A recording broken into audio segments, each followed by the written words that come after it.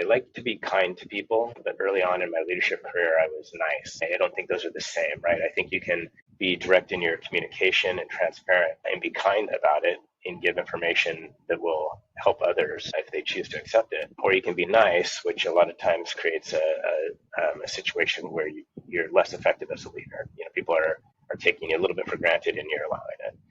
Welcome to the True Leadership Podcast, where we sit down with executive leaders to explore what leadership really means through the lens of their stories, their wins, their struggles, their vision, and their lessons along the way. I'm Ty Hammond, founder of One Mountain Leadership and creator of the True Leadership Approach, an awareness-based path that helps leaders shift their focus from what to do about their problems to how to grow from them. Whether you're just stepping into leadership or are well-seasoned and at the top of your game, your potential won't be realized following someone else's script, but you can draw insights from their stories and turn it into wisdom by putting it into practice in your own life. Welcome to the True Leadership Podcast, where we explore the essence of leadership beyond tactics and performance by sitting down with executives to hear what matters most to them. I'm your host, Jessy James, and today's guest is Jason Kehr. Jason Kehr is a people-centered engineering leader known for building collaborative, high-performing teams that deliver results. With more than 25 years of experience across companies like Kajabi, Smartsheet, Verizon, and Microsoft, he's led platform, infrastructure, and product development teams to ship features, optimize systems, and reduce costs while growing the next generation of leaders. He blends operational excellence with human connection, empowering engineers through clarity, coaching, and accountability. Jason's leadership philosophy is simple but powerful. Results and relationship are not opposites. They're the foundation of sustainable performance and innovation in every organization he serves. Jason, it's an absolute pleasure to have you on the podcast today. Well, no, I'm grateful for being here, Jessy. Thank you. Wonderful. Jason, I believe that who we are as leaders is something that grows over time, right? How we show up as leaders at work, with our family, with our friends. It starts taking shape early in life. I'm curious, who is someone from your early life or even an early experience that shaped the kind of leader that you are today? It's a great question. And just a couple of people that come to mind for me. When I first got started with Verizon, I had the pleasure of working for a gentleman named Carl Clark that was a supervisor of a customer service team that I was on. He was someone that saw something that maybe a younger me didn't see, just some leadership potential. People liked working with me. Some of the things that I picked up on from him, though, is like he actually believed in my ability and my potential, encouraged me to try new things and lean into some leadership opportunities. He actually gave me my first leadership opportunity, and it was what came after that too. He continued to meet with me, like as a peer, but still provided me mentorship, coaching. Told me the things that I needed to hear that maybe were outside of what I could see at that age. I didn't have quite as much professional maturity at the time. It was pretty instrumental in helping me look at the people and start to focus on them and to try to look at things beyond my scope. And then I was fortunate enough at the same company to work for another gentleman, Christopher Borghese. He was my first leader in the IT organization when I moved out of the business and got into the IT side. And he had some very similar traits. So he was one of the first people that showed me that we could, work hard, play hard. In other words, you work diligently, but we can have a good time doing it, and that's okay. We're there to deliver results, but we don't have to be miserable doing it. So he helped me. He demonstrated and helped me understand that there was a balance to strike between driving the results and being focused on the people. And he was probably the one that helped me the most in taking risks, experimenting a little bit, giving me room to grow, learn, make mistakes, learn from those mistakes and grow, which was pretty huge. So, in fact, then there's lots of mistakes. So. Yeah, thanks for sharing those stories. I mean, you've definitely come across some people who have impacted you. I'm curious, how did they shape the leader that you are today? Uh, that's interesting. I think some of the things that I've adopted from those folks is uh, leaving the organization in a better place than I found it. Building a environment of trust, and giving people the opportunity to think freely, have differing opinions even from mine, be able to voice those. No blame. So I guess to wrap it up, they helped me to create an environment where people can just do their best, even when things are hard.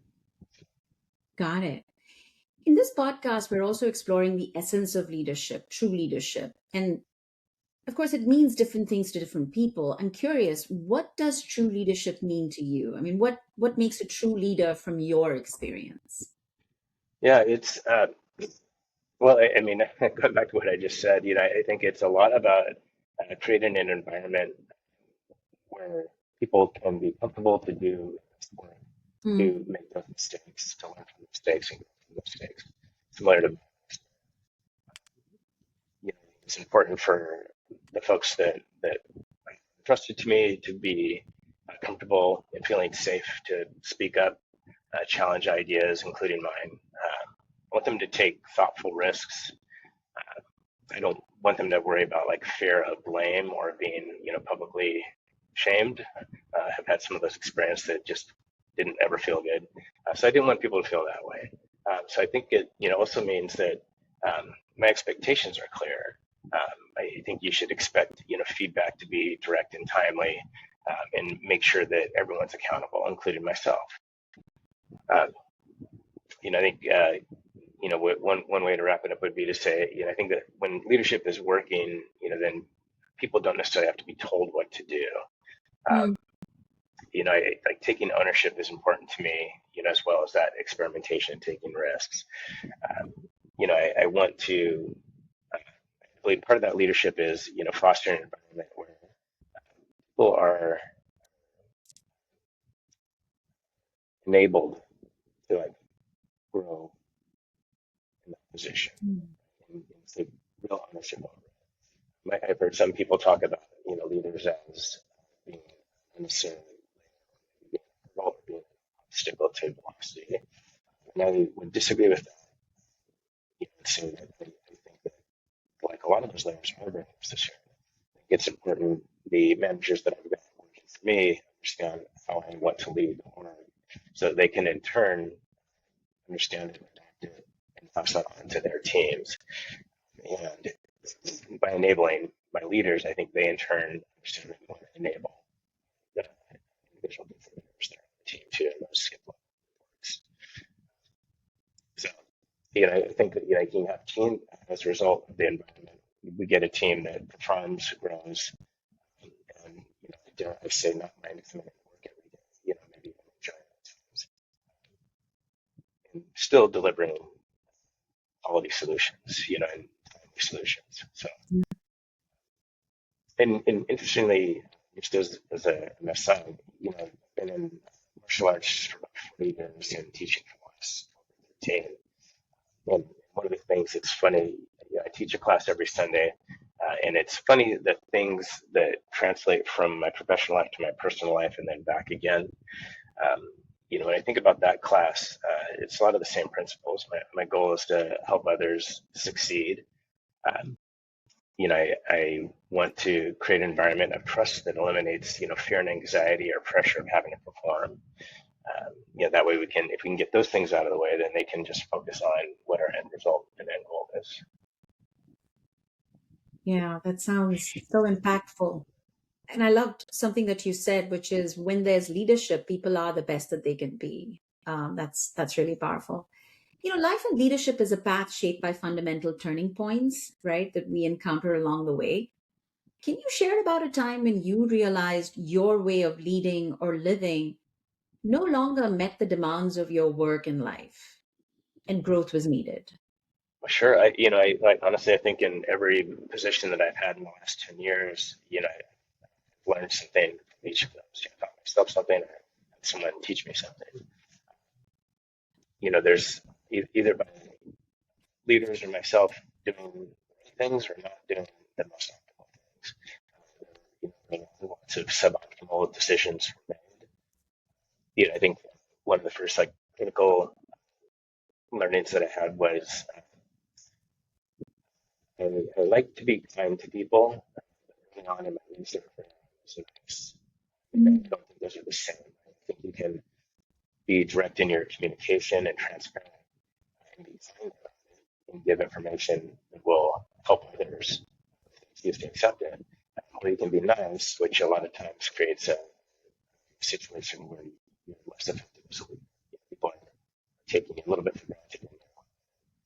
So I'd say, initially, I would say one of the things I learned was really holding my direct reports accountable for their performance, making sure that they understood what my expectations were, like the role, taking into consideration, the one-offs and the expected surprises in life, but really like helping them understand like what did we expect of the role, what did we expect out of them, and what they could expect, from me, and this allowed me to protect the rest of the team and the rest of the work group and even the company from creating, if I want Jessy to do whatever she wants to do, like what message am I sending?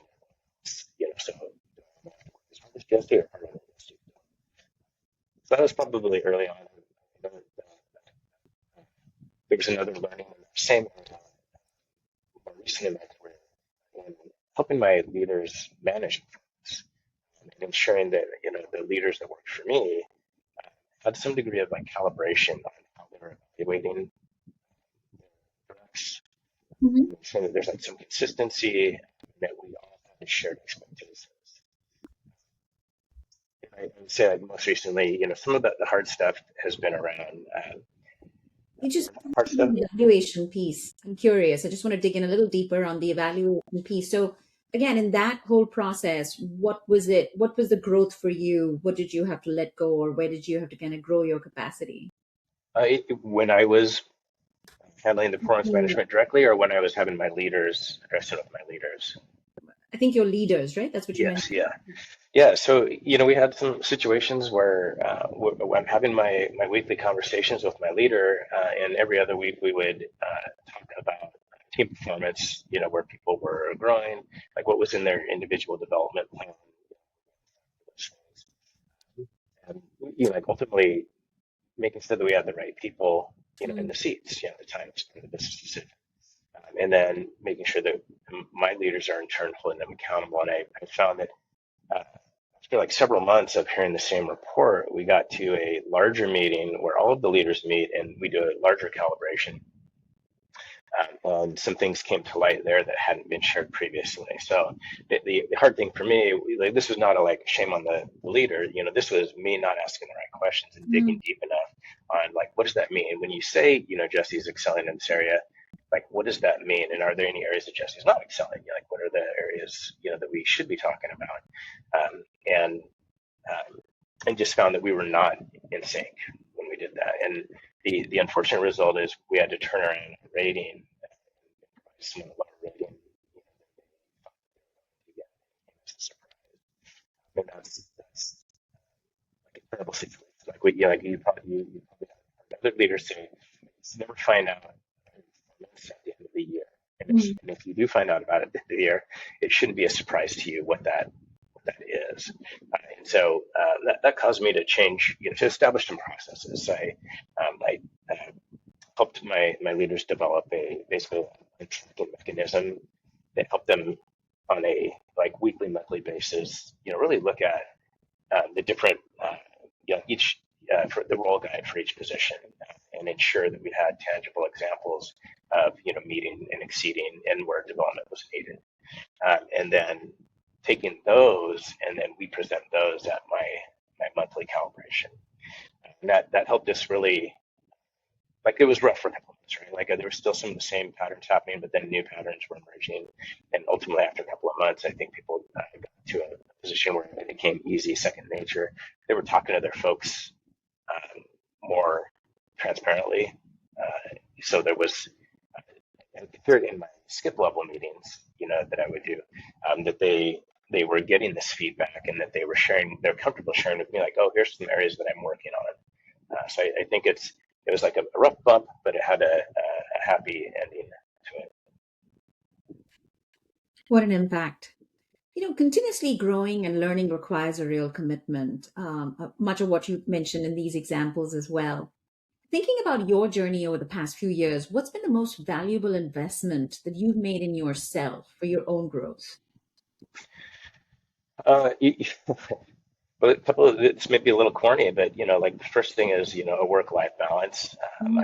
I was having a difficult time not working, and it's taken me the last several years to get to a point where I achieved like a really good balance between the work life. I could disconnect because I have people in place and mechanisms in place that allowed me to.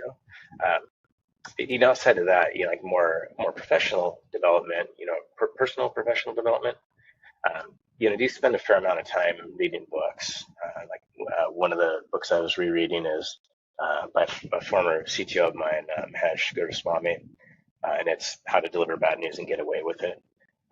The book is a great book, and it's more than just about how to deliver tough news and have tough conversations. It really talks about communication, the focus on people, and like the important elements, to be transparent with people. That's a book. I do spend some time, reading different articles or posts on LinkedIn, an occasional podcast. I'm also trying to be more involved in leadership Slack. There's a lot of interesting conversations, like leader leads, engineering leadership, and then also kind of just in general. It's good to stay plugged in a little bit to the AI discussions as well to see how people are using it and reacting to that. Mhm. Outside of that, I do periodically meet with different leaders, either people that I've worked with in the past or connections that I've made over the years. I maintain a lot of connections with vendors that I've done work with in the past. So those folks are kind enough to meet. And I don't know, I call it kind of a like force solicited mentorship. But I like to meet with those folks, pick their brain a little bit about thoughts and hear what's going on, but like share like my thoughts and get a perspective on it that it's not my own. Got it. Got it. And thinking about the future, what's your vision for your leadership, your legacy, or the impact that you want to have in the years ahead? Well, going back a little bit to what I said previously, I want to leave. Ultimately, I want to leave the organization in a better place than I found Mhm. it. So, for me, it's not so much about being the guy or the person, that makes things happen. It is about that, like leaving it in a better place. Uh, like for me, the things that stand out is I, I want to be able to build and scale an organization without people feeling like they've like sold their soul or that they've had to do heroics, 24/7. I invest the time to develop my leaders so that they can in turn develop their succession leaders. Um, Mm. I like to build, I hope that people look back and think like, oh, you provided an environment of stability. It was a trust environment and I felt comfortable and happy to work in that org. So I hope and believe the legacy is going to look more like my leadership style was something that the leaders behind me or the people behind me that become leaders felt like the way I led was something that they could adopt and build on and make their own. Got it. The path to leadership is determined by where and how we meet our growing edge. Where do you feel most tested right now? Like, what are the challenges that are stretching you the most in leadership and in life? Yeah, sure. For me, it's really stepping into that next level of leadership. This is at the director level. A lot of my success came from being more directly involved, or maybe a little bit, too prescriptive, bringing in, context. I was helped establish those collaborative relationships with other work groups.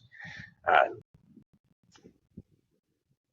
as I move forward, towards either a senior director or VP scope, I'm trying to be more intentional about when to shift from being like in the details and being able to just clearly set a direction and frame enough information so that those leaders can return to. So I'm not in a position where I can currently apply those, but that will be like first and foremost in my list, in this role. I'm very confident in my judgment experience, and so now I need to take that same thing and be confident in the leaders that I've put in place. And like we've talked for a little bit now, so I am trying to be a little more concise and try not to over-explain situations. So that's definitely a growing pain for me. I think like in the past, I may have spent more time just talking about how I arrived at a recommendation, and now I'll be leading with, what a recommendation is, and giving some latitude to the folks that will execute on that. Got it. So this last question is more of an invitation. You have this time and space here to offer to our listeners whatever it is that you feel is most important for you, what's most important in your mind and heart, anything at all. Yeah. I mean, like what's been on my mind is having a heart for people that have recently been laid off or displaced from their jobs. So I guess the most time is going to 16 people now. It's like, wow, it's quite a blow on the heels of it happening, the end of last year. And it is not just about Amazon. There's a lot of companies that are following similar themes. Many of us have connections that were with people that were laid off this last year. And I think it's again, I think it's important for me to leave the world, in a better place than I found it, as much as my scope of influence is. So when I was laid off, as many of the folks that I work with were, I spent the first few days just reposting and commenting and writing recommendations for people that were looking for work maybe more urgently than I was. Invested time connecting with some of those folks, talking to them, trying to provide them like some comfort for where they're going. Just spending time with them. Can feel a little quiet, like within a couple of weeks after leaving a position, if you don't have another position to jump into. Mm-hmm. And so the point isn't really about me or my role. It's just more of a challenge to my network and anyone like listening to this, is to take action to help, like your friends, these are colleagues, or indirect contacts. It's more than just trying to connect them to the next job. It's just nice to hear from folks that you enjoyed working with you, that you enjoyed working with. Let them know they've not been forgotten, just a support network out there. Yeah, that's powerful. Jason, I appreciate the wisdom that you've shared here today with me. I have gotten so much out of this conversation, and I'm sure our listeners will as well. Thank you so much for being on the True Leadership Podcast. Jessy, thank you very much. I really appreciate having an opportunity to be there and meet with you. Most welcome. That's it for this episode of the True Leadership Podcast. If you enjoyed this conversation, you can subscribe to YouTube, Spotify, Apple Podcasts, or wherever you're listening to this to catch future episodes. This conversation was brought to you by One Mountain Leadership, where we help leaders grow the capacity, confidence, and presence of true leadership through the True Leadership approach. To learn more about the approach, our offerings, our community, and how we can help you realize your potential in both leadership and in life, visit us at onemountainleadership.com.